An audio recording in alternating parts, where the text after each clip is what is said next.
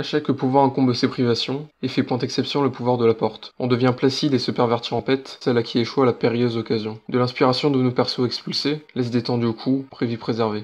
Les contreparties des pouvoirs ne sont pas exactement marquées dans le temps. On sait qu'il faut absolument qu'ils le fassent, mais on ne sait pas combien de temps ils peuvent attendre avant de le faire. Choix tout à fait compréhensible, même si le contraire aurait pu amener le stress du compte à rebours suite à certains empêchements. On ne connaît pas non plus le sort de celui qui ne fait pas la part de son contrat, mais là n'est pas le propos qui veut être véhiculé. Au final, il n'est pas si important de connaître exactement tout le fonctionnement des contractants. Qui plus est, les rétributions des contrats non consentis ne sont pas incroyables. On aurait pu inventer plein de rétributions de dingue, ou on aurait même pu le faire dépendre directement de son environnement, amenant des conséquences, mais au lieu de ça, nous avons des rétributions indépendantes de tout lieu et toute forme de vie extérieure, ou autre idée loufoque, et qui, en plus de ça, sont tout à fait routinières. Elles sont montrées comme des banalités, comme quelqu'un qui doit faire la vaisselle. C'est chiant, mais il faut bien le faire avant de ne plus avoir de vaisselle à disposition.